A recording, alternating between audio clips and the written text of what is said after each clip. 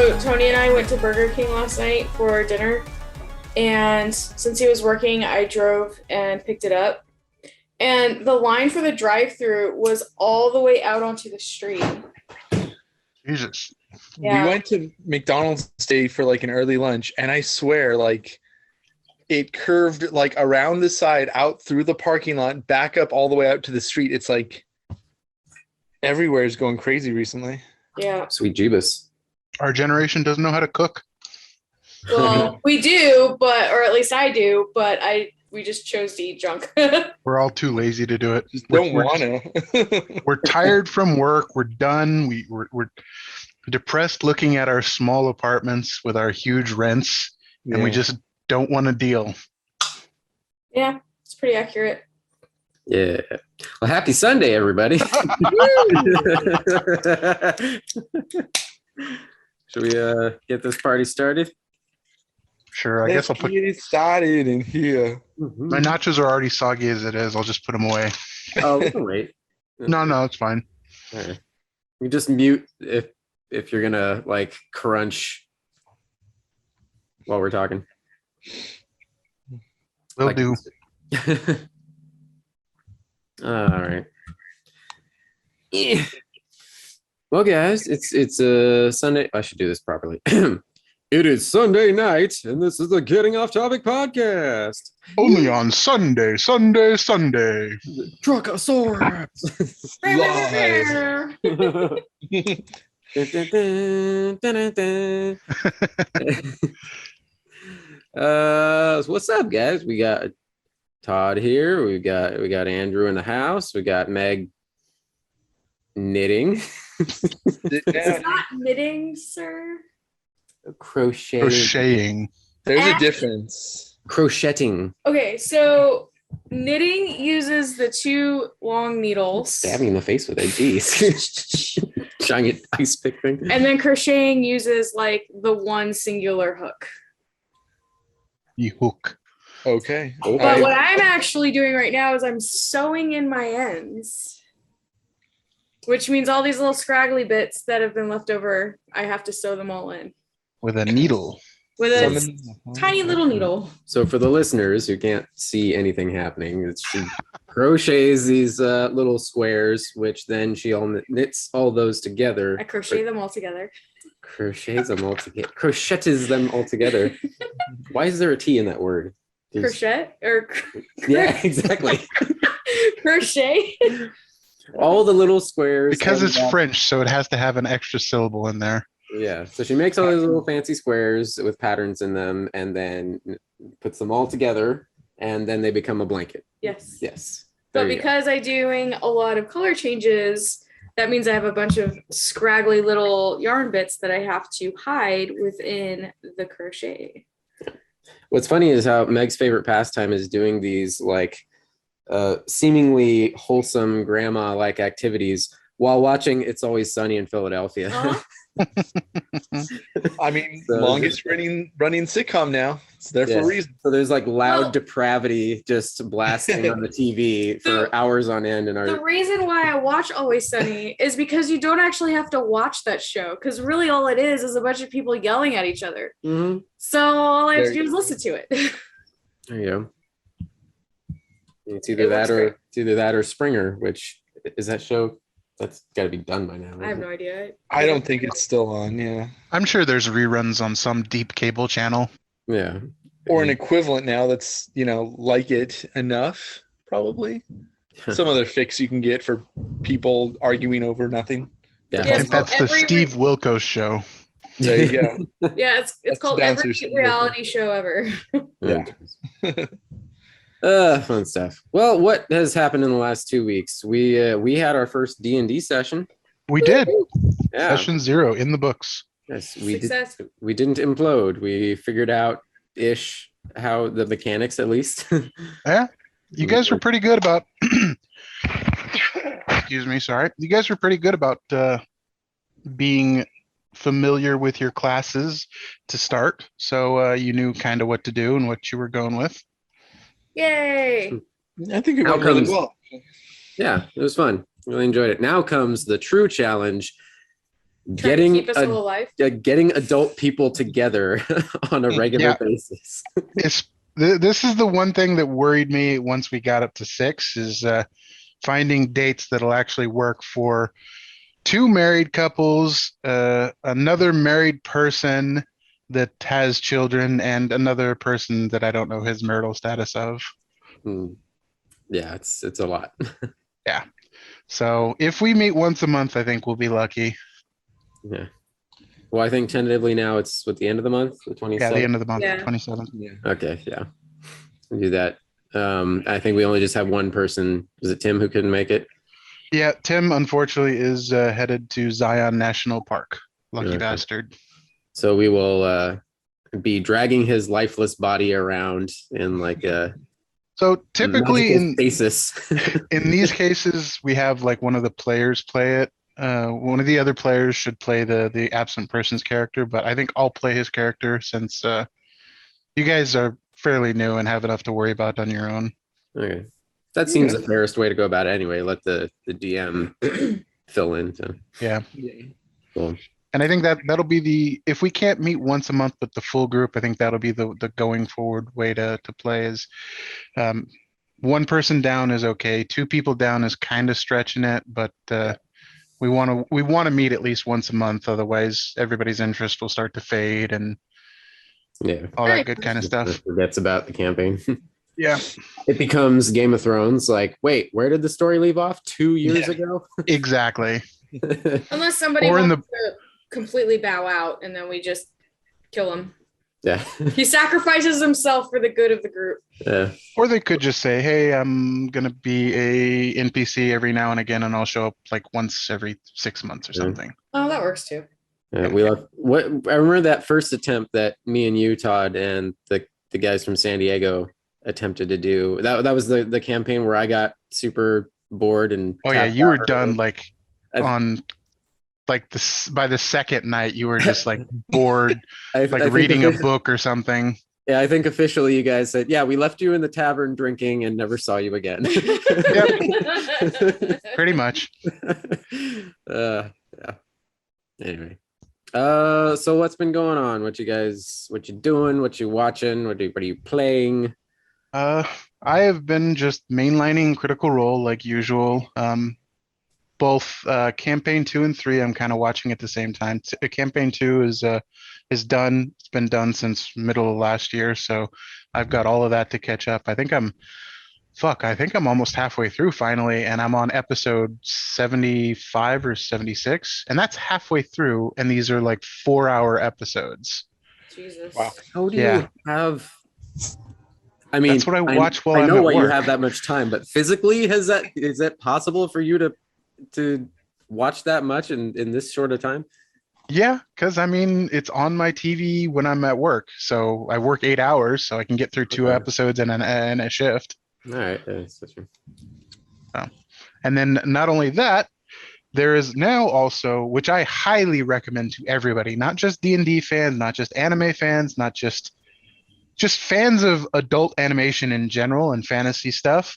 Mm-hmm. They have a new animated show on Amazon Prime called The Legend of Vox Machina. Yes. This takes place during their first campaign, so the very beginning of their first campaign and a little bit before they actually started live broadcasting it. Some of the stuff is from a little bit before, but it is super fun, super funny, well animated, and well voice acted, and they have a huge cast of I think we've talked about this on the past podcast, but they have a huge cast of voice actors on it that are really amazing. Yeah. And also David Tennant is in the first like 2 episodes, so it's fucking amazing. Were you gonna say anything? Oh, just the animation style seems very cool, and I've heard nothing good but like good reviews of it. So that's another one on my list to put on. So Yeah, I haven't checked it out yet, but Todd's raved about it every other day. So it's not. If the only other thing that I've like raved this much about recently has been Arcane, and Arcane is just art. It's just purely art. Such a good show. Yeah. So good. This is just like fun. Like the equivalent amount of art that Arcane is, that's how much fun that Critical Role is. I wouldn't say it's art, but it's fun. Lowbrow art. It's low. I mean, there's dick, fart, sex. Like there's all kinds of jokes. There's nudity. There's Dick butt. vomiting. There's dick butts. Yes. High class stuff that Yeah. high class people like us enjoy. There's a mummified troll dick. Well, don't spoil everything for us now. No, yeah, that'll probably be that can probably be our new like half hour before bed show or something. I'm assuming it's a half hour. Yeah, half-hour episodes. There's six out so far, and I think 6 more to come. And Yeah. they're releasing 3 every week. So like,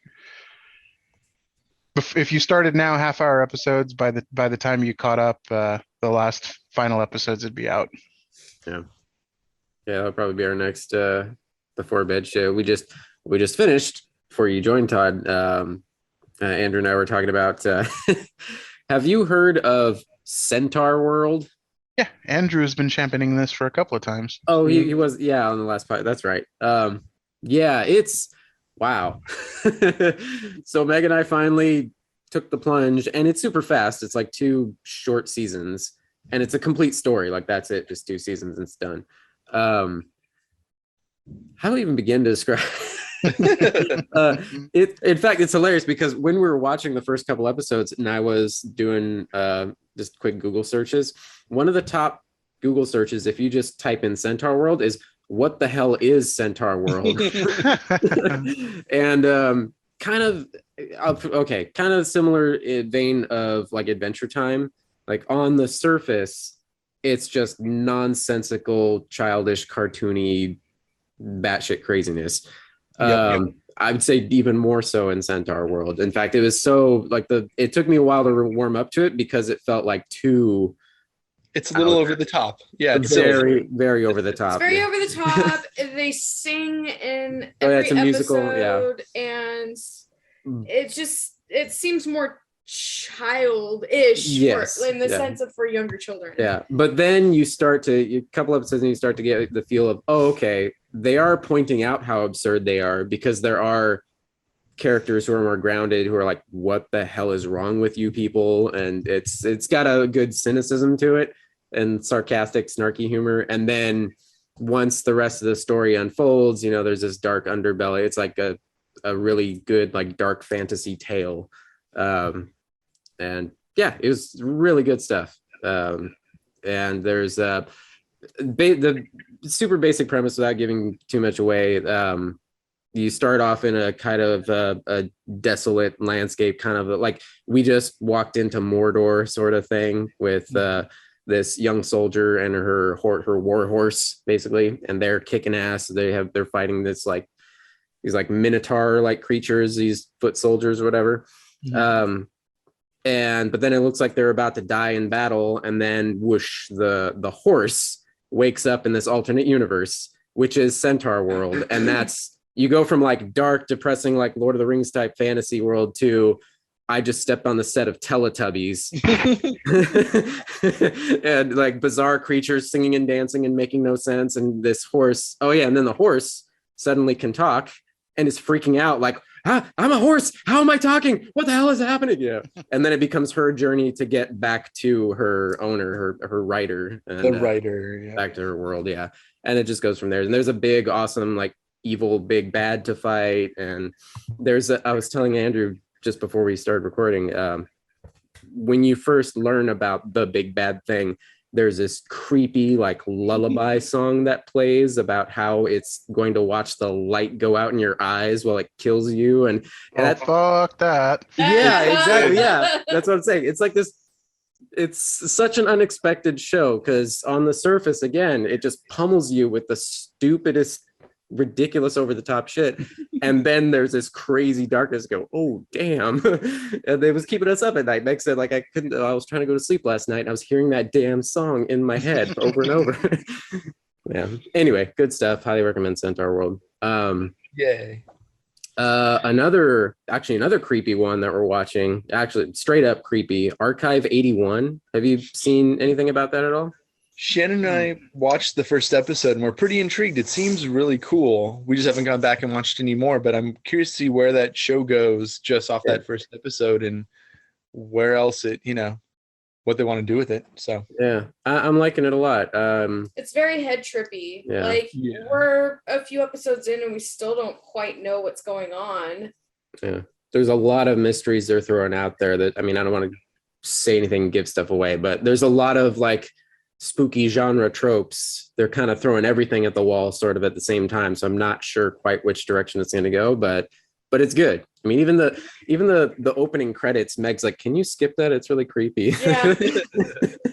Just because it's all like It's all just visceral images. glitchy VHS and some creepy music, just ethereal, like ghosty paranormal stuff going.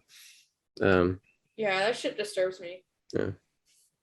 But yeah, that one's good. How about you, Andrew? Anything else you're watching or playing or?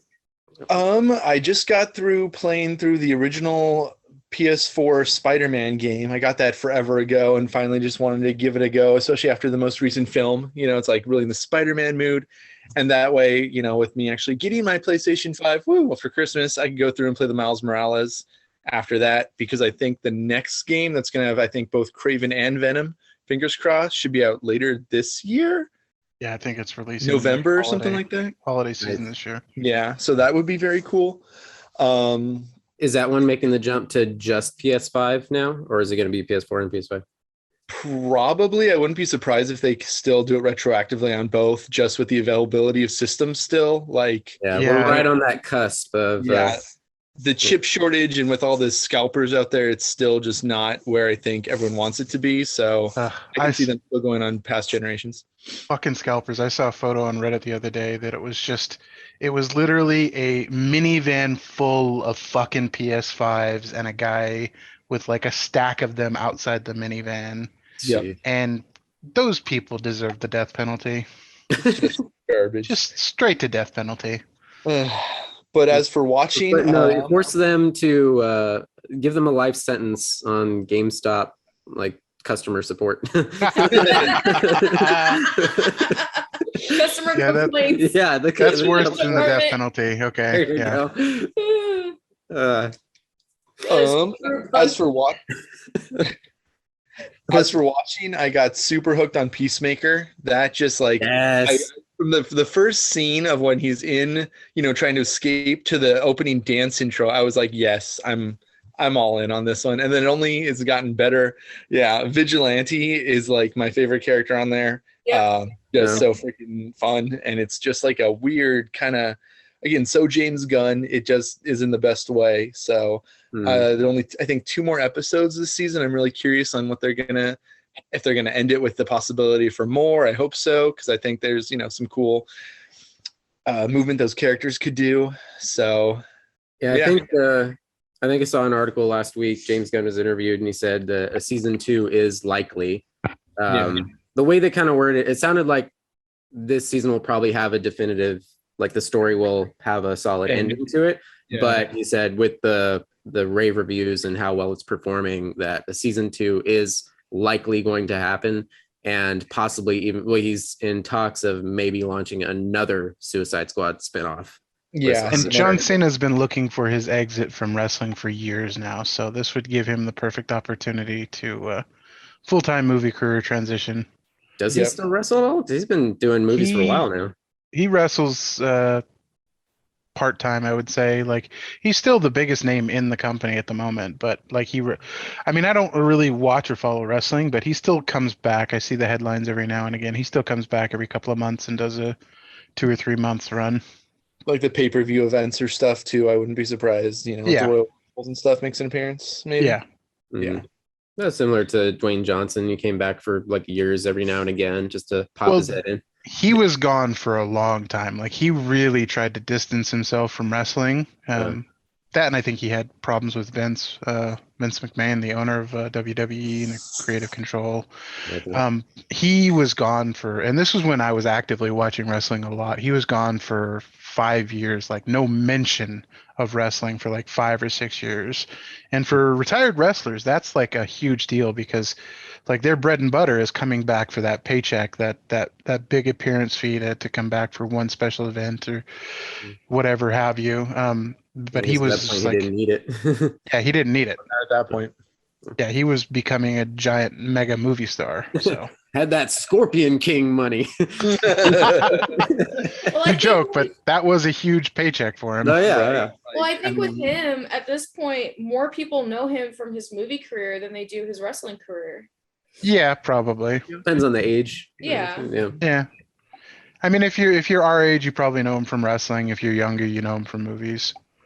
But yeah, Well, his having target audience never- now is probably closer to just movie roles, honestly. So Well, yeah, never having watched wrestling, like I never had seen him wrestle, but I knew that he did wrestling. Mhm. okay. I wasn't really into it, but my friend group, like a bunch of them were into it. And I mean, we spent whole summers on N64. What was it? WCW versus NWO. Yes, that was amazing. That was probably the third best game on that system. Oh yeah. It was GoldenEye, then NFL Blitz, and then that one, Yeah. And Mario Kart 64. and Mario Kart. Yeah. Yeah. Memories. Mhm. That's a random bit. I didn't have this in my little list of topics, but I thought I saw a headline last week that the N64 games have been much improved on the Switch now. Like Still not they- going to pay an extra $10 a month for a yeah, handful of shitty N64 games and Super Mario N64. Okay, well, for anyone who is shelling out the cash, there you go. Supposedly they're actually playable now. Okay. Yeah.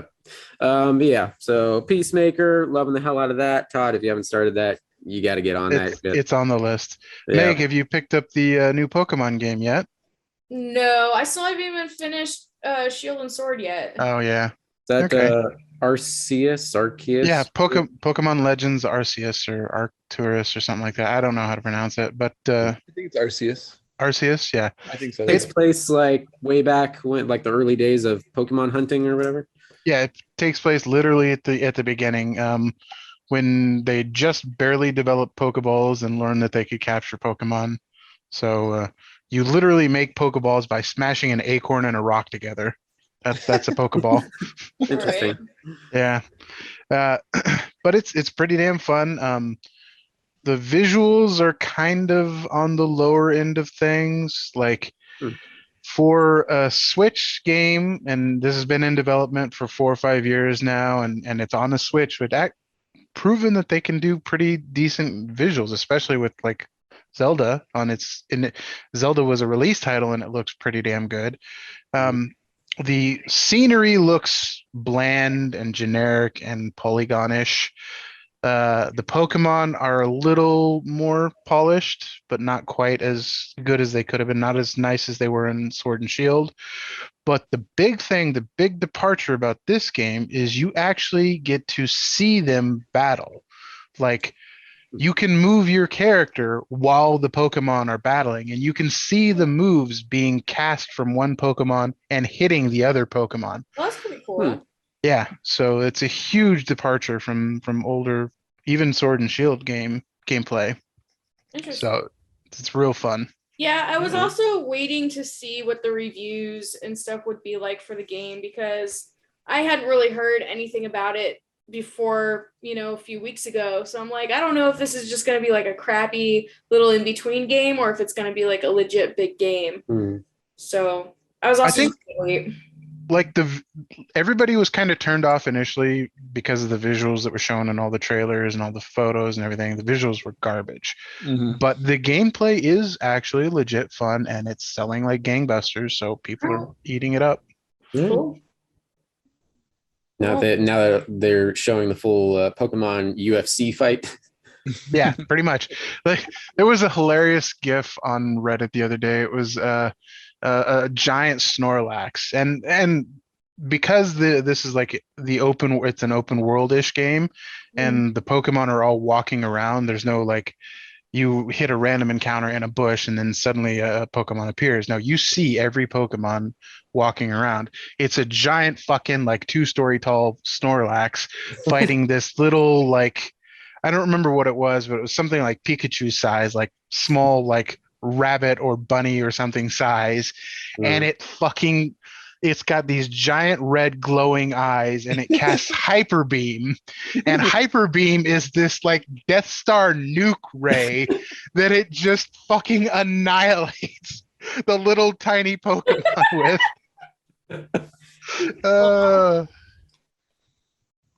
Good stuff. Great. Completely obliterates it. I saw that one too. Sorry. We just got emails saying that we had some like points or whatever on our Nintendo account, so maybe we'll put that towards the game or something. Yeah, I haven't even looked into how that works, but I think the Nintendo coins are like I don't think you can actually use them for games. I think they're for like add-ons, cosmetics or stuff for your Miis or whatever. Oh, well, that's dumb. Yeah. Whatever. Meg and I, this past week or so, we've dipped our toes back into comic book hunting, which is dangerous because that can become a very expensive habit very quickly. Real quick. Yeah. But we wanted for a while. A couple months ago, actually, I think we ordered a special cover issue of the #1 for the Harley Quinn short run series. It's the Eat Bang Kill tour, which is officially in canon with the animated show. It's bridging the gap between seasons 2 and the upcoming season 3. It literally picks up right where the show left off. Yeah. Oh, nice. Yeah, so it's a 6-issue miniseries. In fact, I think the last one comes out in just like 2 days. But we just got that first #1, and then a couple weeks ago we're like, oh yeah, we still have this on the coffee table, and we decided for the first time in literally years go out comic book hunting and see if we could find the rest, and grabbed like a dozen other things. Yeah. But yeah, that's been fun. I still want to eventually I want to get, well, maybe with the tax return we're gonna get, grab the whole collection of Avatar and Legend of Korra comics, since I'm obsessed with those now, and they have actually quite an extensive amount. There's I think maybe 4 or so trades of each series, that it's an official continuation from the show, so it's not just like random stories. It picks up the whole timeline. But those look fun. I've thought there's like a comic shop right by my house, like where I go to work these past couple weeks. And like every time, like I went in there once, but it's so daunting to want to get back into comics after so long. Like I don't know where to start again. I think if anything, I'd maybe try to get a couple trades or something instead of like the individual comics, because it's like, who knows what's happened. I've only been kind of kept up on the periphery for the main comics I used to read. So getting back into it seems just like such an ordeal of trying to get all the books or get caught up on so many storylines at this point. Yeah, I don't think single issues, unless you're looking specifically to collect a whole run of something, I don't think single issues is the way to go anymore. I think trades, I think even like special edition hardcovers, like I again, I sound like a fucking broken record, but Critical Role has comic books, and I didn't want to get the individual issues, so I just bought the trade hardback for their comics. So Nice. Okay. Oh yeah, I think I saw that at the store the other day. Yeah, Andrew, what comic book store is next to your work?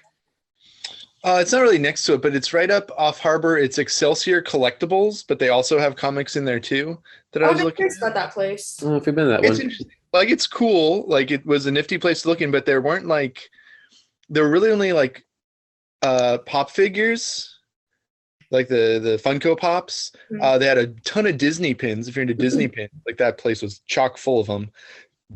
And then like some other kind of random, either like kind of art prints or like some actual statues and like the anime girls or like the really like $200 fancy statues and stuff like that. So like it was cool to look at, but nothing that I don't know, really felt compelled. That sounds like the toy store that used to be next to the Beach and Ball comic shop. Yeah. More collectibles with plus comics. Like Fat Collectible sort of situation. I think they're up on Imperial now. Oh, really? Yeah, we actually tried looking them up. I didn't know if they were still around anywhere. They moved around so many times. Like they're almost like in LA now, I think. Yeah, I was driving Lyft randomly and saw that store that I'm pretty sure was just right off an Imperial, and then another, I think, card store I wanted to look into one of these days that I didn't get a chance because there was a passenger in my car, so I couldn't just stop and be like, hey, want to check out and see if there are any cool Magic cards in here real quick? Maybe they're down. Maybe they're cool. I mean, you never know. That should be my first question. So you play Magic or what? So you just like silently pull out your D20s and make them Is the Excelsior one by the AMC theater? Kind of. It's just north of it a little bit. Kind of across, like almost directly across from Costco.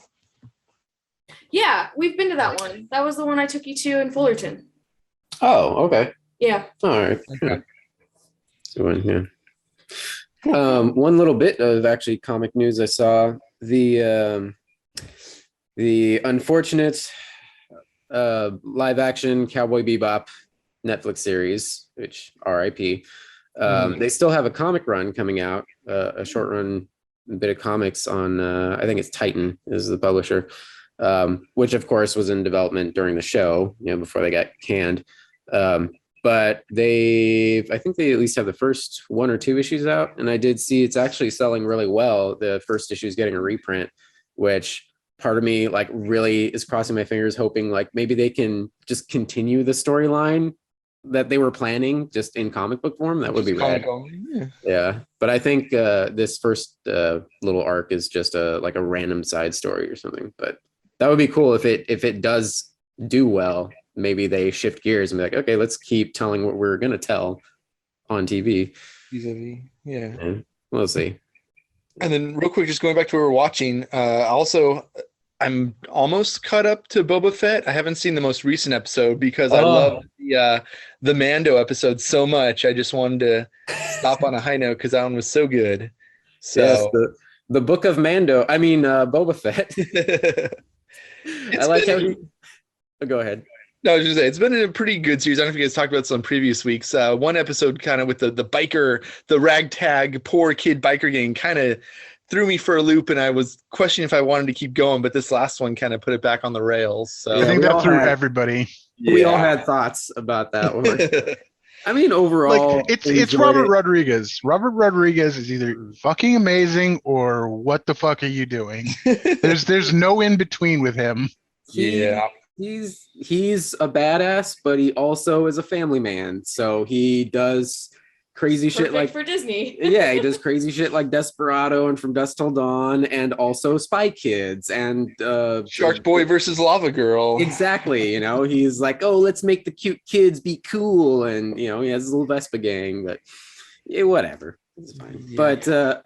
But even so, despite that nonsense, like very much have been enjoying like the slow build of this whole saga for Boba Fett, but then they just kind of threw that out the window or put him aside because Mando's back. And number one, amazing episode, just amazing period, directed by Bryce Dallas Howard. Really good job. Which after that episode, I think me and Todd were talking like, just give her a freaking trilogy of movies. Like, come on. She did some great episodes for I think Mando season 2 as well. But yeah, the Return of the Mandalorian. I love the whole fact that for once we see somebody who's not a Jedi, not a Force wielder, or not trained up, slices and dices himself with his own saber. Well, I mean, it's hard enough to wield a fucking lightsaber in general, but he's wielding the fucking dark saber, which is a mythical blade that has its own unique and special properties. Yeah, it was really interesting how it was like the way they had the weight of it, the gravity of it. Like he could barely. It was like one of those like giant broadswords, which is like God knows how many pounds, and he's struggling to even swing it. But yeah, that was awesome. The whole duel with the other dickhead who's like, I want it, blah, blah, blah, blah, blah. And then, of course, they shun him because, oh, you took your helmet off. You're not a true Mandalorian. It's fucking backwards ass religions, man. Did he get to keep the Darksaber? I totally forgot. Yes, he kept the Darksaber. But I Because think- it's still his through combat, so no one else has earned it from him. Yeah, but he lost his place in the clan. Yep. The clan, yes. He But, is I mean, shunned. and because of that, I mean, that's the growing theory that the season 3 of Mando will revolve around him and Bo-Katan. Bo-Katan trying to take back Mandalore and go down, and then he's going to go down and cleanse himself in the pools below Mandalore, whatever the armorer had told him to do. Lake Minnetonka. Cleanse themselves in the cool water of Lake Minnetonka. Yes, exactly. What was that from? From fucking Purple Rain. So horrible. Great music, horrible movie. That's probably why I don't remember it. Yeah. I lost my train of thought because now I just got Prince running through my head. You're welcome. Some people would argue that's not a bad thing. Yeah, that's not a bad thing at all. It's a blessing and a curse. At least it's not the Yeah, oh, Animaniac man, saying, so- fingerprints. So Andrew, you have not watched this previous week's episode. Damn it, you should have watched it because I know Todd is like itching to talk about it. Oh man. Yeah. All right. Well, have you been spoiled at all on it? No, not yet. Okay, good. Just Okay. watch as soon as you can, ASAP. Okay. After this, I'll put it on just so I can say I watched it. What I will say about it, and it's like not spoilery, but minor spoiler as far as the direction of the Book of Boba Fett show, Okay. where me and Todd were kind of chuckling earlier the previous week after that last episode that you watched, The Return of the Mandalorian. We're like, wow, man, they totally just changed directions. Like we were just really pivot. sinking our teeth into the story of Boba Fett, and just kidding, it's the Mando show still. They keep on going in this next episode. So much so where I was kind of like, this episode could have been the start of Mando season 3. Like let's get back to Boba Fett here. And that's all I'll say. But Okay. yeah. So I have something to look forward to then, because I did like the way that episode went. So yeah, I'm not complaining at all. But it's No. interesting the direction they're going, where they just kind of are like they made such a big deal about this is Boba Fett, this is his time, his story. Just kidding. Like we're gonna put him back in the corner for a second. We got more Mando stuff to take care of here. nobody puts Boba in a corner. I think we've only got like 1 or 2 episodes left after this, so yeah. I mean it's going to be the all-out brawl Mhm. for his empire, basically. Him versus the Pikes, basically, at this point, right? Yeah. Mhm. Yeah. Cool. Yep. Wasn't there mentions of the other? I always forget. What's the syndicate or whatever that was part of the Solo movie? Yeah, it's the same thing. It's the same. Oh, it is the Pike Syndicate. Yeah, they're a part of the Red Dawn. Red So- Dawn. That's the main like That's The one that- Wolverines? criminal enterprise. They're coming into this now? Yeah. Yeah, Boba Fett's gonna fight the Ruskies and in where was it? Like Minnesota in the 80s or It wherever? was, like, Wisconsin it was or Colorado. Michigan. No, it was Colorado. Colorado. That's right. They were up in the Rockies. Yeah. Avenge me! Oh, yeah. I never saw the remake of that. Wasn't Chris Hemsworth in that? Yeah, Yeah. it was not good. Not It was a worth I movie. mean, arguably the first one was not good either, but That's fair. Yeah, okay. But it's classic. It's it's classic 80s. Yeah. It's- yeah, absolutely. Oh man. Well, speaking of classics that are still around, Jackass Forever is now in theaters. Oh, I want to go see it so bad. So do I. Like, it looks so dumb, but so entertaining. Like, It's actually getting pretty good reviews. I mean, Yeah. among Jackass fans, but it is now so far the highest rated in the franchise on Rotten Tomatoes. Okay. I mean, the previews, I like that they have, a bunch of outsiders coming in possibly, in a lot of the skits, it's not just the same five guys that look like, and one was like Machine Gun Kelly and Eric Andre is in on it and stuff like that. Yeah, Eric Andre getting hit with the inflatable hand. Yeah. The fist. So kind of drumming up, that expanding their breadth and width of jackasses, if you will. Seems like it could be a good kind of push to promote this more and just kind of expand the brand. So They always had like celebrity cameos and stuff like that. They always had like friends show up and do things. They just never really featured any of them.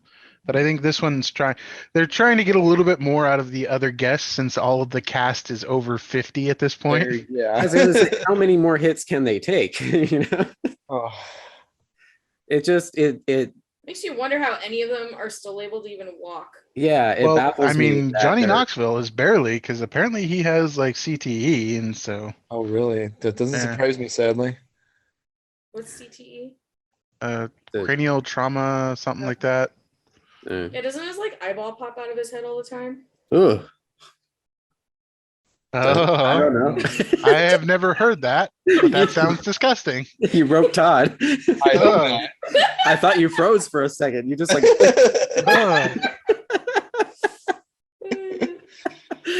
Oh, jeez. Yeah, I don't know, but yeah, one day we'll have to gather and so Meg and I can at least watch one of these. Yes, Wait, you haven't seen any of them? We have not. Not all the way through. Only like bits of the show back in the day, and yeah, they're ridiculous, but they're entertaining. I always find it pretty funny. I said the next time I do make my way to their apartment, we are going to sit down and watch at least one or two. There you go. It will happen. Get a bunch of pizza and some ice cream and some beers. There you go. That's the best way to experience Jackass. Exactly. This is the way. Maybe some weed. We'll see. Possibly. Wouldn't hurt. Well, then we got to follow up with Centaurworld. Oh, shit. Nice palate cleanser. Yeah. Oh boy. Hey, another one that I want to get on eventually. The never-ending list of shows. The Wheel of Time show on Amazon is, I guess, doing great, and they just got confirmed for early third season. Oh shit! They're barely starting to film the second one, but they're like, "Yep, we're going to keep on going." So apparently, it was the biggest new series of 2021. So. Wow. For Amazon or for like any streaming service. Well, what about Squid Game? That was pretty big. Oh, that's true. Probably for Amazon, it was their biggest. I'm sure. Yeah. Did you guys catch that the full Halo trailer? You mean the episode of Mando? Yeah. Episode of me? Yeah. Episode of me. Yeah, they're they took the wind out of their sails as far as heroes that never show their face and have a big giant ring world that they're on. Yeah. Oh yeah, that's right. Oh dang. Yeah, I mean it looked interesting. It looks fun. It looks actiony. It looks the live action Covenant aliens look pretty good, pretty spot on. I knew the second I saw the trailer, I was like, oh, fanboys are going to have words about Cortana. Yep. I mean, no matter what, they would have words with Cortana. I pity the actress who plays Cortana because I hope she doesn't go on the internet at all. That's probably going to be a thankless job.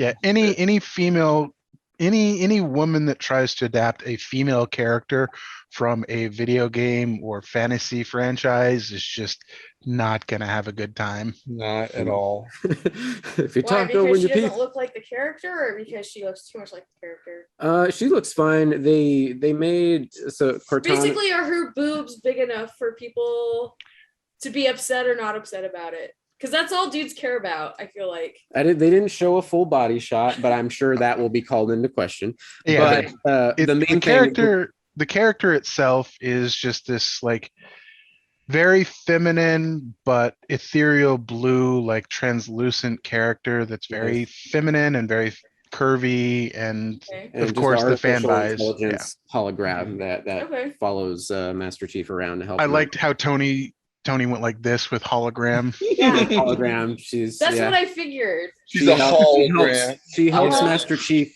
with both hands. As soon as you said the world will have words, I'm like, okay, so this is a big-chested video game character that is not being portrayed as large-chested. Therefore, the boys are crying and throwing a tantrum. I haven't She's seen- not a Jessica Rabbit here, but she's a fully figured feminine little artificial intelligence Okay. hologram thing. So what are But- the boys gonna be bitching about then? But no, they just this quick shot of her you see in the trailer. They make her look more human, like Okay. just realistic toned, no like blue So they got lazy. ethereal whatever. Yeah, I think and I'm Yeah. sure there's already YouTubers out there fixing it with Not yeah. my blah blah blah. yeah, but yeah, whatever. But it seemed like a solid trailer. What cracked me up when I looked at the cast, Master Chief, who if you're not I know familiar, who Master Chief Yeah. looks like. so I mean, all you At this see point, is just it's the a helmet, armor, yeah. because like Mandalorian like never takes off his armor, or like the Doom guy or something. But the actual actor is Pablo Schreiber, who I was not familiar with. I looked up and he's actually a half brother of Liev Schreiber, and he also played Porn Stash on Orange Is the New Black. Oh, good. I love.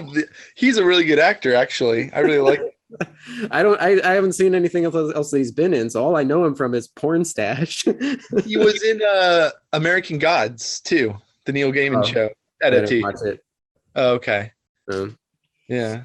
okay, yeah, that cracked me up. Wait, real quick. I thought in one ending of a Halo game, he does take off his helmet, or was that not actually done? Maybe, probably. It's been Okay. ages since I've. Because I've always only been on the periphery of Halo. I've never followed it too much. I never really had an Xbox during the big Halo days. Yeah, same here. I played a bit, multiplayer, little death matches with friends way back in the day, Yeah. but I've never owned an Xbox actually. Okay. Yeah, we'll see. Yep. Todd. I mentioned this to Todd the other day because both of us are huge fans of the Orville. Can't remember if we talked about that, Andrew. Have you watched the Orville at all? I started the first season, and I don't know. It just got to one of the first episodes was just this trope that I was never a big fan of, where it's like, hey, we're, this people sequestered inside, and we think this is the world, but it's, not. There's a whole universe out there. And I couldn't get through it. I just kind of lost interest and never went back. But I've heard really good things around the rest of the episodes. So one of these days, maybe. I gotcha. I understand. It started off very much. I mean, it's straight up Seth MacFarlane's like, I want to bring back my own version of Next Generation. Yeah, this is my own Star Trek with hookers and blow. Right? Exactly. Yes. And so it starts off with very, very similar old-fashioned. You could tell what it was. It stories. was just What- some of the episodes were just straight up homage to next gen episodes. Right. 100%, Okay. yeah. But it's taken off and it's become its own thing now, enough where it's distinct. It's carving its own path. So I'm really enjoying it. And me and Todd have been waiting since COVID like completely derailed their season 3 for the longest time. We're finally excited. In fact, I think I just reminded Todd a few days ago, like, oh yeah, it actually has a release date now. It was going to be March, and they just delayed it till June. Oh no. So yeah, but they did. Seth MacFarlane posted on social media, and he said, like, as a consolation, and we're sorry. Here's at least the first minutes of the season 3 premiere, and it's pretty awesome. It shows a big like Star Wars level or Star Trek level like space battle, and then zooms into the ship with I don't remember the character's name. He's the doctor's kid. Yeah, which holy crap, he's grown up because the show's been delayed 3 fucking years. Yeah. I wonder if they had to reshoot a bunch of his footage because he They grew probably up. had to reshoot during- both of the kids' footage. Yeah.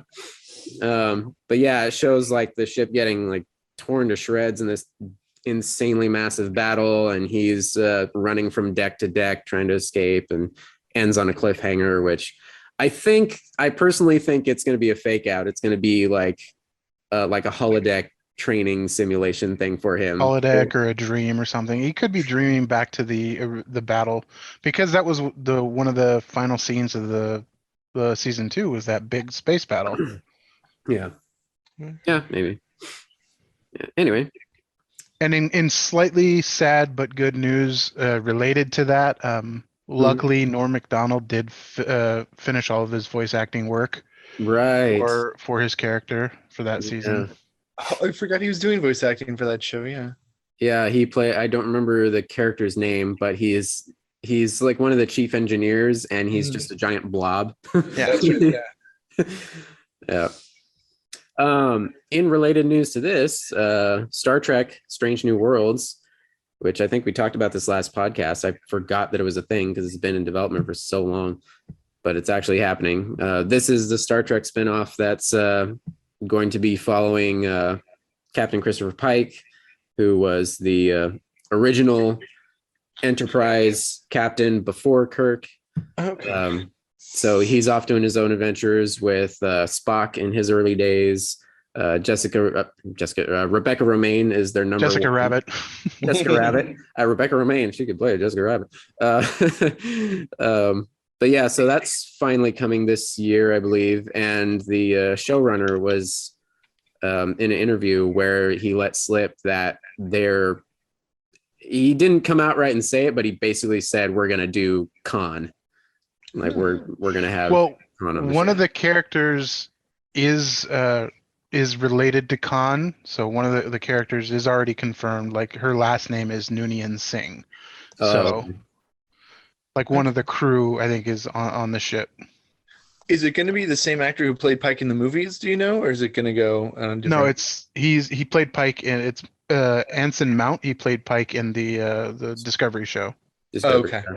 He's actually really great. I mean, I loved now I'm blanking on his name, the actor from the J.J. Abrams films. Yeah. He's been in a bunch of stuff, but yeah, I can't remember his name. Oh yeah, his name right now. Older character actor that's been around forever. Yeah, he was great as well. But Anson Mount, who's been taking over on, they introduced him in the second season of Discovery, and now they're spinning off on their own show. He's super rad, and the way they directed those episodes with him in it, even though this is Star Trek played very straight and it's all futuristic and everything, they did give him like this sort of 1960s swagger. Like they did sort of like pay tribute to the original show with his character specifically, just having that sort of vibe.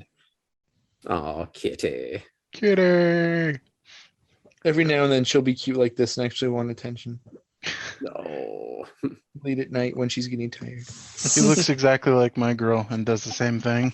Yeah. Like she doesn't really like to be like held or petted, but every once in a while she'll come up to you for attention. Exactly. And then leave the moment she's done with you. Yeah, that's enough.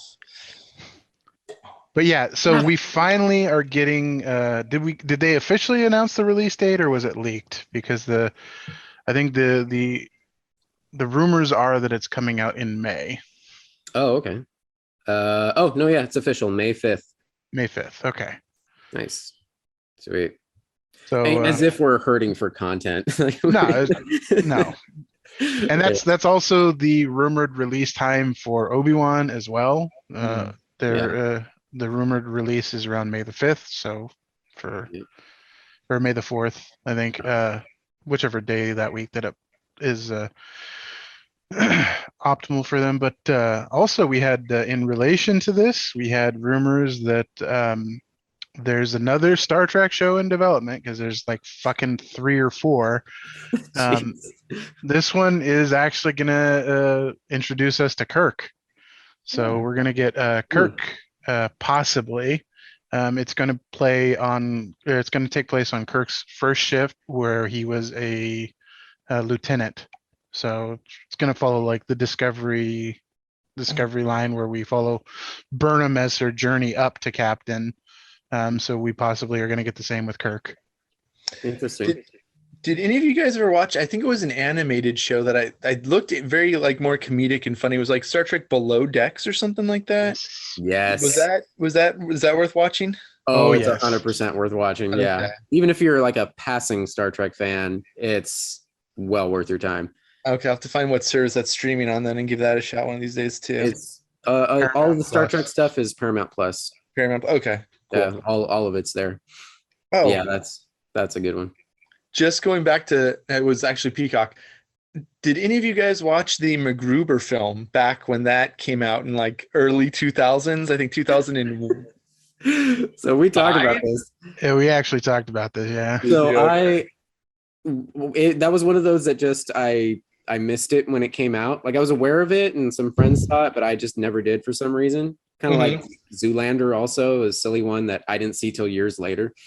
Meg and I, so we subscribed to Peacock, and I started noticing like ads for MacGruber and like the menu screens and everything. I thought, I guess they just like they're making a big deal advertising it because they just like loaded it on like this old movie onto the streaming service. But no, then I found out, it's a sequel series with all them back, and I realized I had never watched it. Like I'd only seen tiny bits and pieces before on TV. So Meg and I sat and watched MacGruber. I don't think it has aged well at all. I think that's one you had to be there for. It's one of the films that like you either love it or you can't fucking stand it and can't get through it. Yeah, I Very checked polarizing. out maybe about a third of the way through. And, like Tony powered through the whole movie, and I'm like, I don't give a shit enough to pay attention anymore. It had a couple of moments. And even part of me is morbidly curious about the show just to see if it's any better, but I don't know. Because I actually did watch the first episode, and honestly, I was surprisingly entertained. I was always kind of again hit or miss. The movie was fun enough. I watched it once, and I don't think I've watched it since, but I remember being entertained when I did watch it. But sadly, it's all locked behind Peacock Premium. So as much as I wish I could watch it just with commercials or something, I can't even see anymore. I wish I could. It was a pretty good first episode. So if there's any passing fancy of like, MacGruber could be good, you should check out that first episode. Yeah, what I do sometimes, that's how I started watching Star Trek Discovery, and the 4 or 5 Star Trek shows they have on there now. I didn't want to pay for another streaming service all year, so I just paid for like a month just to fly through. Like I waited until the full season was available. It's like, okay, it's done, it's on there, and then I'll just pay for it, binge it really fast, and then cancel. Let me done. That's not a bad idea. Yeah, I wonder if there's any sort of like complimentary, like try it out for a week and then. Yeah. Actually, I think Peacock regularly does that. They'll do 7 days free, so you might be able to fly right through it. So does Paramount Plus. They always offer like free trials. Yeah. There you go.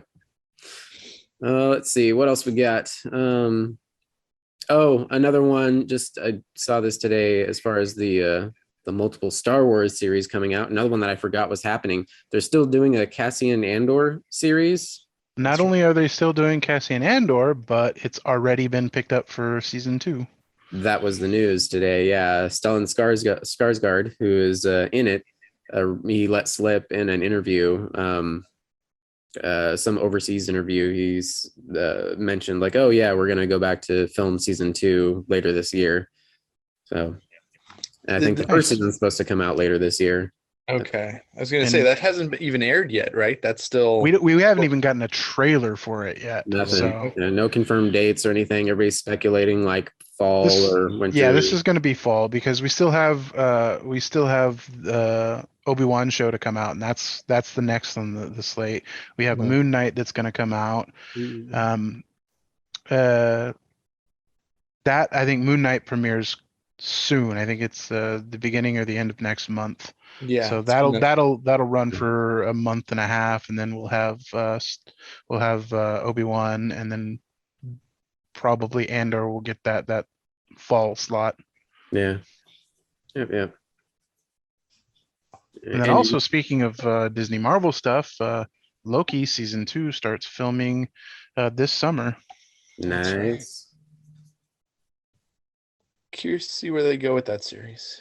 If it's going to tie back into the movies, because like what WandaVision is done, right? They're not going to do any more. It's going to go right back into multiple. It ties directly into Strange too. Strange right? too. So. Okay. Yeah. And then, well, we do know confirmed that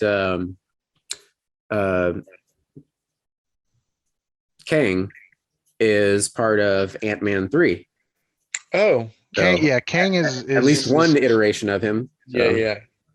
Kang is Okay. going to be involved in like multiple Marvel projects coming up, I think. I mean, yeah, rightfully so. If he's going to be the next decade-long antagonist, so I don't know. I think he'll be like Avengers.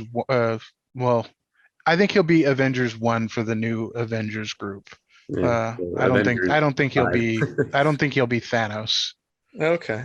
I think they'll pull out like Galactus or Doom or something for like the overarching villain for this. Oh, if they could do Galactus right this time, I'd be so happy. He's one of my favorite Marvel characters. Yeah. It'd be good. Maybe even Apocalypse. That would be nice.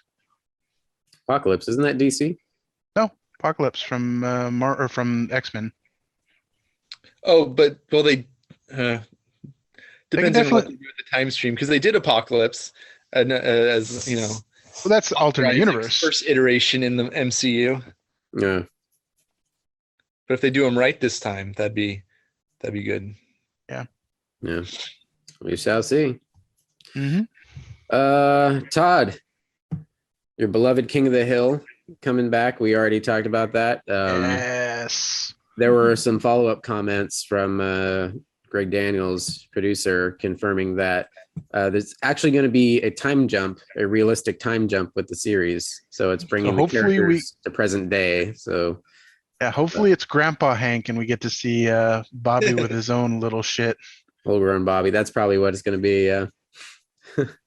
How long has it been since that show's been on the air? It's been at least 20 years. At least I- 20 years. It Right. ended in 2010, actually. Did it really? Wow. Yeah, I looked it I up could have earlier. sworn it went long, like way less than that. But I guess it's just maybe when I kind of stopped watching or what have you. Yeah, 97 to 2010. Wow. Damn. So It lasted a that'd be- while. yeah, if it were to come out this year, which it's not because they're barely in development, but that would be a 12 years? Yeah, 12-year time jump. Yes, I can math. That would still put Bobby in his mid-20s, so he'd be able to have a kid by then. Yeah, Yeah. for sure. Yeah. He'd have some dumb luck with some random girl that he met. No, he's got Connie. Yeah, he's got Connie.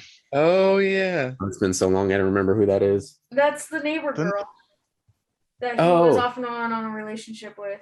Right. The American Was that- Indian, right? No, Yeah, Laotian. They're Laotian. Oh, Laotian. You're right. Yeah. No, that's right. Yeah. Yeah. Speaking of old 90s shows that are coming back, so that 70s show getting its sequel, that 90s show. Yeah. So they're starting filming this week, and the only reason I'm really excited about this because I could care less about the newcomer kids they have. They're just, I don't recognize any of the names, but Kurtwood Smith and Deborah Jo Rupp are back Yes. as Red and Kitty Foreman. There you So go. they get to play grandma and grandpa, and they actually broke the news earlier this week, just actually yesterday I think it was, because they both posted on Instagram like they're on the set and they've got like their scripts and like, well, we're back to it. That's amazing. If you guys want a really like nostalgic hit to your cranium, watch on Hulu The Orange Years, a Nickelodeon story. Interesting. Like 2 hours something long documentary of how Nickelodeon got started all the way up until I think the SpongeBob era. And it's just, I mean, it just hits in all the right places. It touched me everywhere. Yeah, pretty much. Yeah. It's every like 90s and early Yes. 2000s kids. All like, the nostalgia. Oh Yeah. yeah, they talk about like how Rocko's Modern Life got made and how Ren and Stimpy got made and Doug and Guts and Double Dare and all of that stuff. It's just, it brought so many memories back. Guts and Double Dare, all of the gack. Yeah. Just all was of like- the gack. That was like our equivalent, at least for me, of like American Gladiators. yeah, Yeah. laughing at my dad trying to coach the San Diego Chargers through the TV, like angrily shouting at the football games. Now, in reminiscing, I realized that I was doing the same to those idiot kids falling in the slime and like not family, family Double Dare? Double Dare. Family Double Dare, where they had to go through the obstacles. I'm like, no, get up! Like, oh, I could do that so much better. Like, Or like with, do you guys remember Legends of the Hidden Temple? Yep. Mhm. It's like, no, don't go in that room. Or do the puzzle this way. Yeah, same thing. It's like they make it to the top, And it was the simplest fucking puzzles. It was like 4 wood pieces, and they were always panicking. the kid who makes it all the way in record time, but he can't figure out the 3 pieces of the golden monkey. Like, it's just 3 distinct pieces. What the hell? Yeah, they talk about all that in the documentary. You guys should watch it. Oh, nice. Did anybody else? I mean, this is weird off tangent here, but You Can't Do That on Television. Do you remember that on Nickelodeon at all? Or am I the oldest one here? Vaguely. So I learned in the documentary that that's the very first show Nickelodeon started with. Oh, wow. Yep. And it was actually a Canadian show. That's where the slime got started and everything. They got their big kick was from You Can't Do That on Television. Yep. Oh, wow. That was like the show that propelled them into what they were known for, because they had done a lot of like really kiddie like educational programs with puppets and very early animation, but the whole switch into like the skit formula was done with that show, like the pure comedy route instead of like education or whatever. Yeah. Yep. Huh. But yeah, I'd never watched it, and I'd never really even heard of it until I saw it on the documentary. Okay. Yep. Yeah, I remember the name, but I think I missed that show. I got in with like the Family Double Dares and Legend of Hidden Temple and all that. I was like Doug and Rugrats and Ren and Stimpy. Those That's two, when Ren and I Stimpy started. for sure. Oh, I love And Ren and Stimpy. I was the Nick at explains my brain. yeah. I was the Nick at Night kid. Also, I stayed up late and I watched like the fucking massive amounts of reruns of the Three Stooges. Or Snick. Yeah. Does you remember Snick when that first? Saturday Night Nick. Roundhouse. Clarissa explains it all. Yes, I needed Alex Clarissa and to Matt. explain it all. Are you afraid of the dark? And Are You Afraid of the dark? Oh Those are yeah. the- Oh, wow. So the other day, an old friend of mine on Instagram asked like just random questions, like who is your first like actor crush, like movie star crush or celebrity crush, whatever. And I couldn't come up with anything good in the moment, but Secret World of Alex Mack. Uh-huh. Oh yeah. I don't remember that girl's name, but yeah, major crush. She did a bunch of other randoms. She was on Mad Men for a stint, but yeah, every time I see her, I'm like, oh, Alex Mack. Yeah. My adolescence, you awakened something deep inside. I think mine was Melissa Joan Hart with Clarissa Explains. So- Yeah. Oh wow. Well, speaking of nostalgia vibes, Disney Plus has announced a Goosebumps TV show. Okay. Bringing that back. All right. I have no. I mean, I guess Listen, I'll see what they- Apparently the film was okay, fun. So I like the first one. I actually did see the first one. I don't know why or how, but it was enjoyable. It was fun Well, enough. you do have children. It was pre them though, I want to say. So I think we just put it on one day. You're like, no, I Nothing can't use that box. excuse. Yeah. So, but I never saw the sequel though. Just no real desire. I mean was, Jack Black's in it, so it's got to be good. It's got to be That's- funny at yeah. least. I remember seeing the trailers and I was like, oh, it's Jack Black. I'll definitely watch it, even if it's for kids. But we just never got around to it. Yeah. Yeah, we'll see. In other 90s entertainment, the Hulu Pam and Tommy show has premiered. I was curious about that one, to be honest. Yeah, Apparently those it's trailers- getting good reviews, but it's also kind of Like, who cares? well, not who cares, but it's also kind of exploitive of Pam and Tommy, because neither of which signed off on using their likenesses. So Oh. And the release of their sex tape in reality was very, not in their control as well. Exactly, So, yeah. Want that released. So, it's literally the story of the sex tape being released. So that's what this show is about. It's the story of the sex tape and how it became released. So it's exploitative about how they were exploited. Exactly. Yes. Sounds like, yeah. Exploitation sandwich. Yeah. Exploitationception. The thing about it is they look uncannily like They did a fucking good Pam and job. Tommy. Yeah, Yeah. Sebastian Stan looks, he cracks me up every time I see the trailer. Hey, it's Bucky. You went down a bad road. But Lily James looks exactly like Yep. fucking Pam. Seriously. Like uncanny. They did do like prosthetics. She's Of course. wearing like a full prosthetic suit over her front because she does a lot of full frontal in this Mhm. because of the nature of it. Yeah. But that's not her that you're seeing. It's a prosthetic over her. Yeah. Yeah, I'm curious about it. So is it releasing week to week or? I don't know if it's week to week. It's Hulu, so it probably is week to week. But Yeah, I don't think they released the whole thing at once. I think it's going to be in stages. Gotcha. I'll I mean- likely wait until it's all out then. Yeah. I mean, it is getting really good reviews. People are liking it. It's just, do you want to participate in the exploitation? Yeah. Yes, I'm scum. Yeah. I mean, I've already seen the clips of it, so I've seen some things. I've seen some things, man. And some stuff. Things and stuff. More like this whole episode is just blast from the past. Because that's what sells right now. Yeah. Hocus Pocus 2. They just wrapped filming. Doug Jones, the director, I think, posted, as well as Doug Jones, who I'm mainly excited for.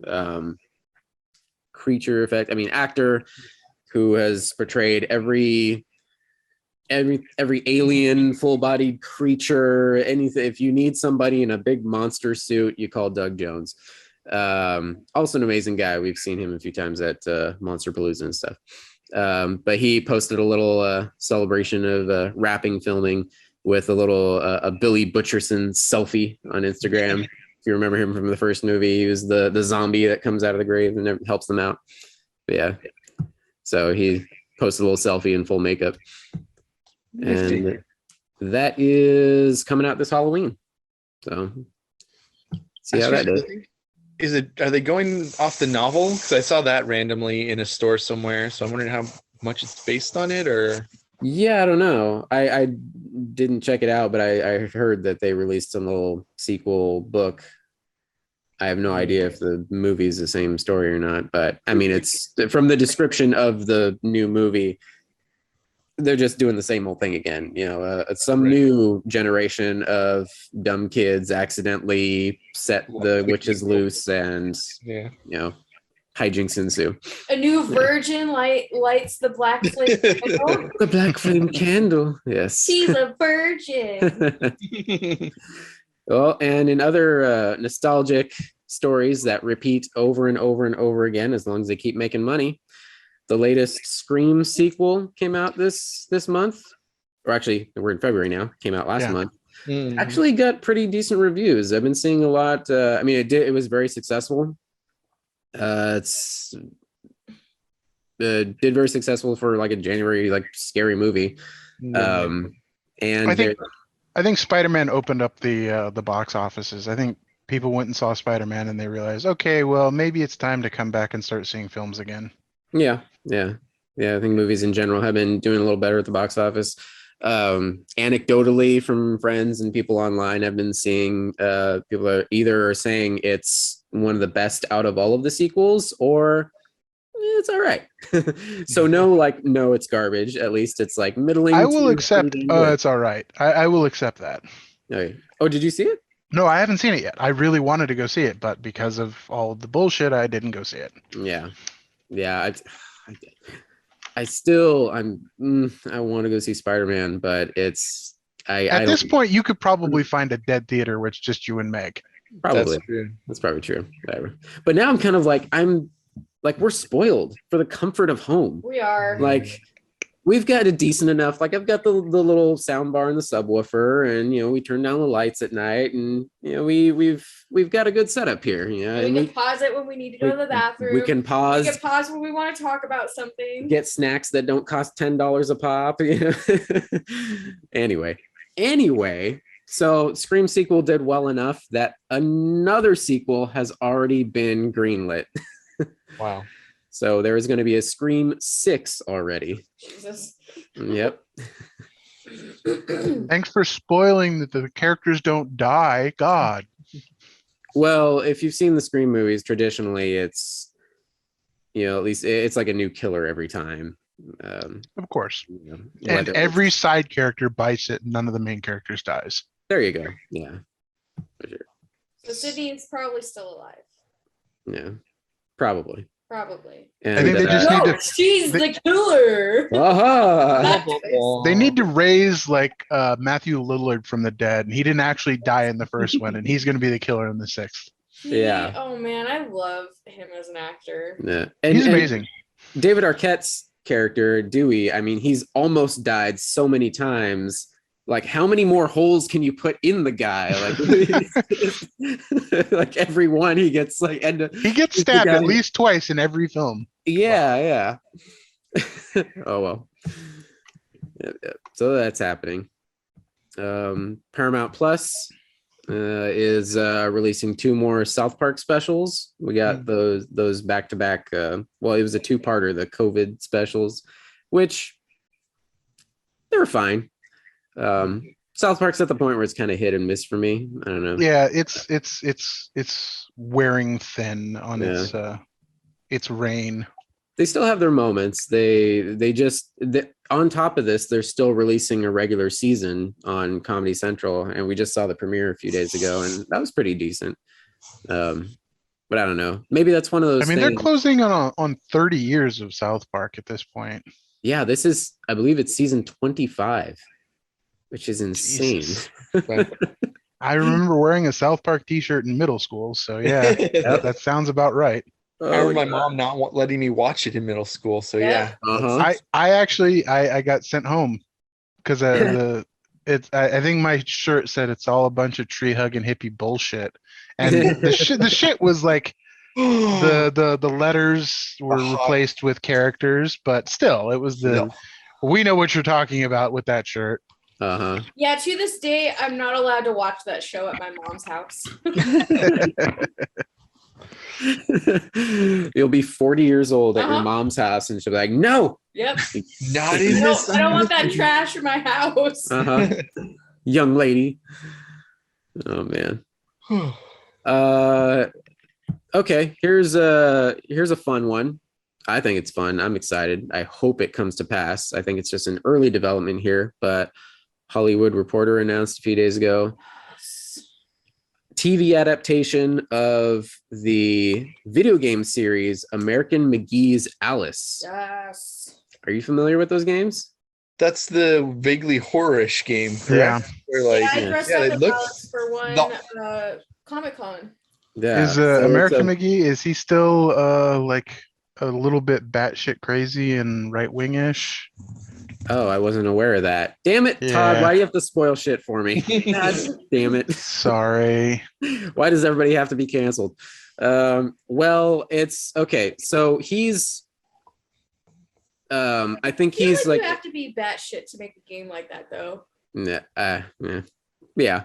So if you're not familiar, people, American McGee's Alice, the original game, God, it released in 2000. That was 22 years ago. Jesus. And then its sequel, Alice Madness Returns, in 2011. I would still recommend going back and playing them. They're hard to get through now, though. Yeah, they're the graphics are so bad. The graphics are still okay. The artwork of it is beautiful. Yes. I mean, yeah, it's going to be low res because it's 2000 and 2011.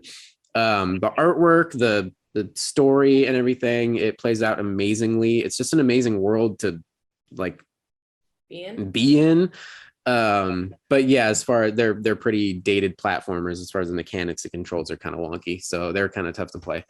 That said, that horror take, the dark take on the Alice in Wonderland tale.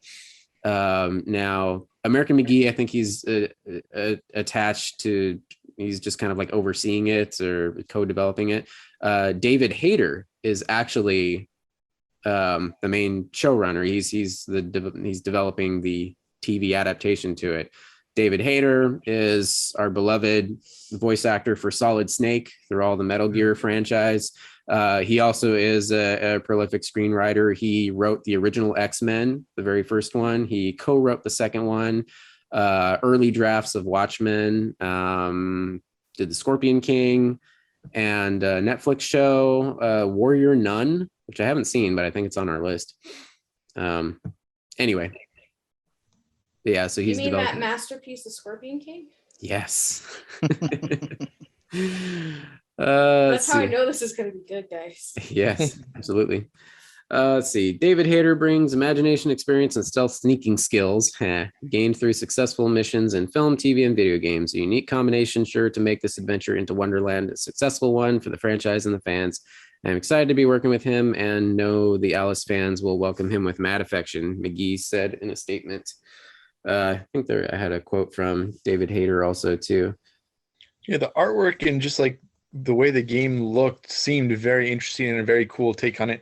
It kind of reminds me, there's this book series of like Dorothy going back to Oz to like kill a bunch of people and stuff, that I wonder if that's going to be along kind of the same lines or not, having not played the games. Oh, yeah, I don't know. Well, yeah, so here's a quote from the American McGee's Alice and Alice Madness Returns game series is a groundbreaking reimagination of the classic tale, said David Hayter. It takes you into the heart of a corrupted Wonderland and throws light into shadowy corners the world has never seen. I'm beyond excited to bring this world of madness and wonder to a global audience.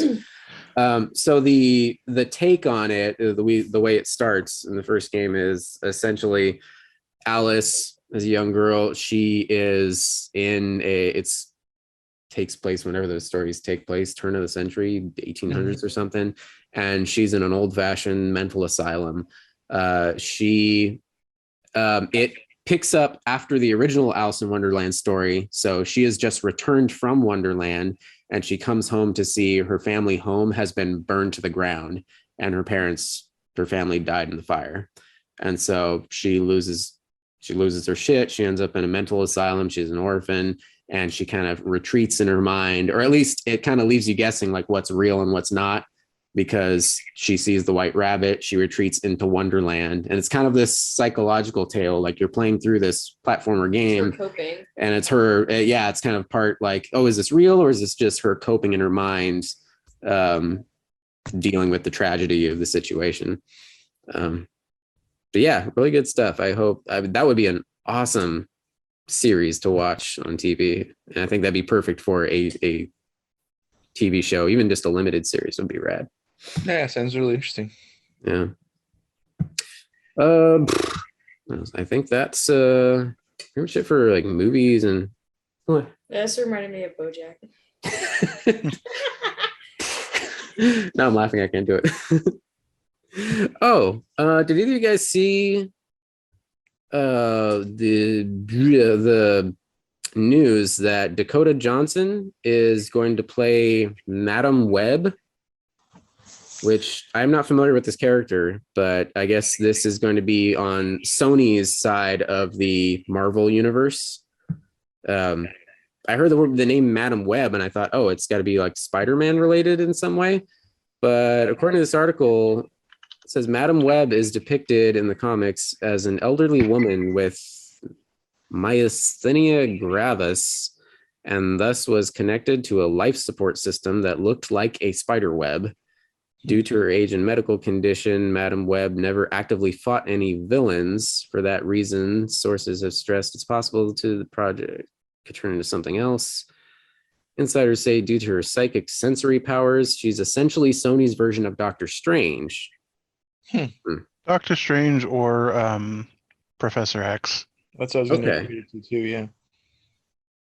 Yeah, I don't really recall that character much. So where she showed up a few times, mostly in Amazing Spider-Man. Okay, but she's like a Professor X. She's precog, clairvoyant, telepathic, that kind of stuff. Okay, that's kind of interesting. I don't know too much about her. Yeah. That is kind of interesting. Take somebody like old and ill and hospitalized or something, but has incredible psychic ability or something. Mm-hmm. I mean, neat. Cool. I haven't really seen her in anything else. I mean, all I know that she did was those 50 Shades movies, right? Yeah, she's been in a few other things too. Yeah. I don't mind her as an actress. I think Yeah. she's good depending on the project she's in, of course. All right. Another part of this article was saying Sony's kind of on a hot streak with with their side of the Marvel verse. Because it's another one that I missed. I got to write down and make sure we watch it eventually. The Carnage movie, the second Venom movie, actually did really well in theaters. Still haven't seen it yet either. That's what she was in. Oh, it's a superior remake. Yeah, she was really good in that, even though I didn't care for the remake. Okay. Cool. All right. Last bit of news I got over back in the gaming world. Number one, Todd, you've been interested in that Steam Deck from Valve. They're essentially the PC gaming answer to the Nintendo Switch. Yep. And it's quite a bit bigger than the Switch, actually. It's like right. a good 3 to 5 inches larger than the Switch. Heavier too, right? A couple pounds. A couple pounds. It's definitely looks definitely like something you want to sit at a table and play it, rather than trying to hold it up playing like laying in bed or sitting up or something Walking like around, that. being mobile. Yeah. All right. Well, I guess they've released it to the dev kits out to developers to start working on it, and apparently the early word is people are getting excited about it. On the developer side, there's just heaps of praise. They're saying, "Wow, it just works like really good." Fucking Like, Todd Howard. God damn it. huh. It just works. Yep. So yeah. All right, we'll see. There's going to be on sale pretty soon, aren't they? Well, you already pre-ordered them. If you haven't pre-ordered them, good luck getting one anytime in the next 2 or 3 years. Oh, But, Yeah.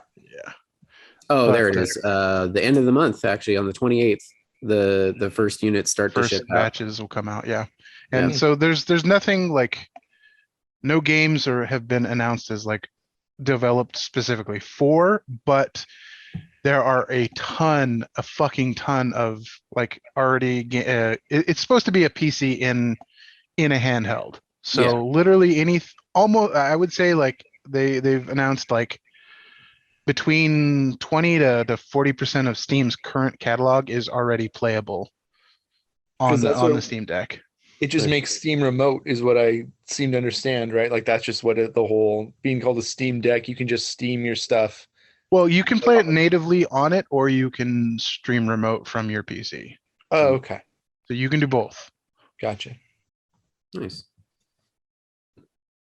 But it has an underlying operating system like Yeah, it's got a basic Linux operating system. Okay.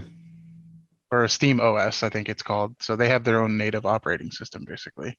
Oh, okay. But it's literally a handheld PC. Nice. So that'll be fun. And then one other small bit of gaming news we had. Finally, some fucking confirmation from Rockstar. If you're a fan of the GTA games, you know that GTA 3 GTA 5 as of next year will be 10 fucking years old already. Are you serious? 10 Wow. fucking What? years old. We've had so in the first like couple of PlayStations, we had PlayStation 1, we had GTA 1 and 2. And for PlayStation 2, we had San Andreas, we had GTA 3, we had Vice City. Mm-hmm. And then for PS4, we had GTA 4 and we had GTA 5. Yep. For the entire life of PS4 and now PS5, we have only had GTA 6 or GTA 5. GTA 5. We are now finally confirmed that GTA 6 is in development. They haven't said how far along. They have only confirmed that it is in active development. Jesus. So We are proud to announce that. Huh? Just saying how open-ended that statement is. It's in development. We're working on it. I don't know if you guys ever saw the script for GTA 5, but it was like this huge like thing they had that I'm sure took forever just to write and record, and do all that. So Oh yeah, it's bonkers. Todd, I remember you playing that here at the Yeah. apartment, and you spent God knows how long on the character creation screen because it asked you the most insane questions about your character, like what time of day does your character get up? Like what does your character like to watch on TV? How often does your character clip his fucking toenails? Like it was Yeah, the character creator was kind of insane for it. So yeah. And I do remember that because I remember that was right as I had moved my recliner in to my bedroom, because originally we had the recliner out in the living room, and then I decided for whatever reason to move the recliner into my bedroom. And that was a whole ordeal in itself, but I did it so I could play comfortably, play my Xbox and play Grand Theft Auto. So I do remember that. That's funny. I just remember when that game came out, like moms everywhere went into an uproar. Oh, absolutely. Like they do. It happens every single time a Grand Theft Auto or any of those style games come out, because they have to buy it sight unseen for their little Timmy, and then they get it home and their little Timmy is playing for a couple of hours, and then suddenly little Timmy is beating up crack whores and they can hear the character saying fuck, shit, cunt, fuck. Yep. Because parents are dumb. Yeah. And then how dare you allow my little Timmy to hear these things and to do these things? Even though it's rated M for mature, but God forbid. I did that so much when in my retail days, having to explain to parents, this game is rated M. This game is not appropriate for that small 7-year-old child that you're carting around right now. Are you sure you want to buy this game? My moment of having to school parents on something working at Barnes & Noble was when Watchmen the movie was coming out, and all the kids wanted to buy the comic book or the comic book adaptation that was like animated, but it's oh yeah, they did that, like it was like a motion comic they did of that in-between story. Yeah, whatever. But people saw that and thought that that was the movie, even though the movie wasn't even out yet. Yeah.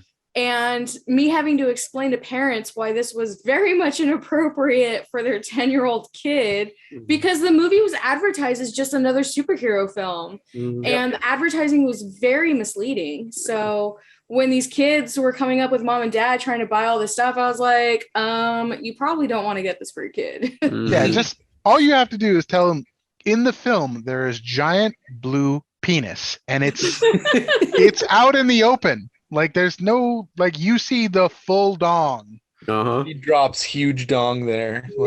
So that was my moment of having to school parents on, you shouldn't let your kids watch this or look at this or whatever. Yeah. And I don't even have kids. I'm looking out for yours. I don't even like kids. Exactly. Like I'm a dumb teenager working at fucking Kmart. I don't need to be like providing you morals. Yeah. Oh man. Jeez. Another video game news. Last but not least, this is the last headline I got, unless you guys got anything else. Going back to the Haloverse, Sony is buying, or might have bought at this point now, I'm not sure, Bungie. Yeah, but the creator of Halo, Destiny. They are only the creator of Halo. They no longer own the rights or work on Halo. So they don't. That's still a Microsoft property. They're actually only the creators of their only current project right now is Destiny. Yeah. Andrew, I know you're a big Destiny player, right? Yeah, no, I was going to load it up before I got your text to do the podcast that I almost forgot about. But yeah, I mean, it could be cool. I mean, they released this big statement of like, is this going to change anything? Are we going to be different? It's like, no, we're just going to do business as normal. There aren't going to be any exclusives. It's not going to be, like just 2 Sony platforms. They're still going to promote crossplay and do all that.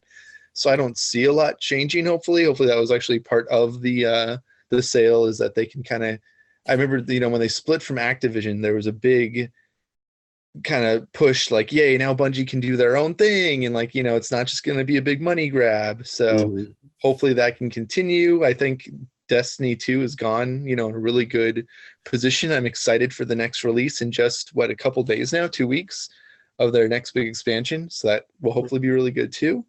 So could be really interesting. Fingers crossed. Yeah, and Sony is definitely looking to get back in the MMO game. They're trying to become a major studio again after they kind of died and became a non-entity in the studio world. Had the big falling out with Kojima and Konami, and well, not just that, but like they had Sony Online Entertainment SOE, which was huge back in. This is actually kind of funny because it was huge back in the day. They had a bunch of games, and they had their flagship was Star Wars Galaxies. Was EverQuest even on SOE for a while? No, I think EverQuest was its own thing the whole time. Okay. But I mean, as EverQuest was one of the big three back in the day. So we had Star Wars Galaxies, EverQuest, and World of Warcraft. Those were the big three MMOs back in the day, and Sony ran Star Wars Galaxies until they ran it into the fucking ground and it collapsed and kind of killed the studio. It was groundbreaking and it was an amazing MMO, which I have actually recently been playing again. The game itself is dead, but there have been fan recreations of it, and the latest one came out sometime late last year, called Star Wars Galaxies. Let me pull it up here. Restoration 3, which it kind of takes takes the game back to around the midpoint of development, right around where the height of the popularity was. Okay. Take some elements of the new combat upgrade and some elements of the old, but it was so amazing. I don't know if I could recommend it now. Like, it was groundbreaking back in like the early 2000s, but right now playing it, it's jank as fuck.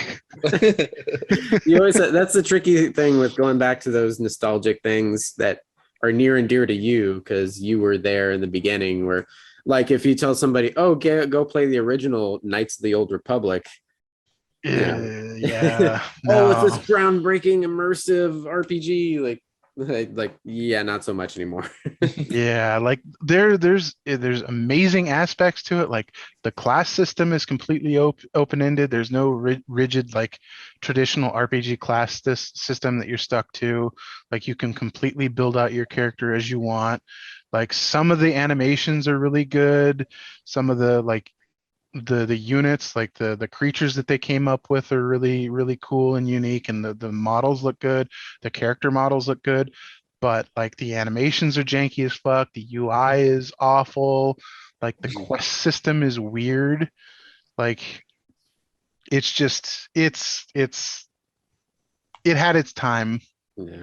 It's very much a product of when it was released. Yeah, it's definitely a product of when it was released. If you are a fan of the original one and you do want that nostalgic kick, I would say give it a try. But if you've never played Star Wars Galaxies, don't bother. Don't bother. Okay. All right. In the Magic the Gathering universe, the next release is going to return to the plane of Kamigawa, which I think is going to be really cool because neither of you guys played or are familiar with it at all, correct? No, I was up to the Tempest cycle. I played I think Homelands was like the second or third expansion. One of those, I think second, maybe. I played from Homelands up until Tempest. Okay. And then I came back like a couple years ago when Tony, Meg, and you and I played a few times. I bought like 3 or 4 boxes, and then haven't been able to play. And then the Rona fucking happened, and then I was actually going to my local game store and playing on their Friday night tournaments. Oh, nice. Yeah. But in the originally, I think this was probably early 2000s is when this plane was first kind of introduced to the game, and it was kind of cool. Feudal Japan with like, samurais and ninjas and spirits and stuff like that, Oni, what have you. And isn't that when they started with the planeswalkers too? The specific planeswalkers? It was a little bit after that. I think it was maybe the next big expansion after that, but it was pretty close to that. Yeah. And now there's like I don't know, it's very much like a neoned out art style with like they've included like I think there's like bike gangs now, and it looks really more futuristic, so it's going in a really cool direction, and I'm hoping that there'll be some good cards. I haven't looked at all the spoilers yet, but hopefully there's this set will be a good addition. Nice. That was a fun round we played at Mike's birthday. I liked his werewolf deck that he let me play. It was fun. No, it was really fun. Like I was just thinking about this earlier today. I am still so proud of Shannon that she knew to tell her sister, no, don't keep an opening hand with just one land. Mulligan until you have at least 2, if not 3, because you have to get that opening mana. Otherwise, you're just going to fill out. That's the biggest rookie mistake is not having enough land.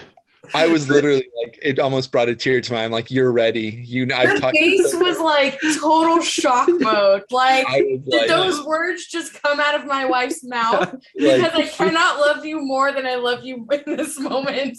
I literally could not have said it better myself. She just nailed it. And I was like, that's my wife. Full Borat. You lit up like the like I have in the 1 or 2 times Meg has actually said anything about finance and investing. Like, but that was fun. I hope we can do another big game like that, because that was a lot of fun. Maybe another game night, and there's 5 or 6 of us, we can just end it on a game till everyone fizzles out and doesn't want to play anymore. Yeah, for sure. Todd, you're gonna have to make a journey. Absolutely. And then we'll watch Jackass while we play Magic. Yes, that's a perfect background. All right, guys. I think we're creeping up on 2 hours here. So yeah, getting close. Any final thoughts?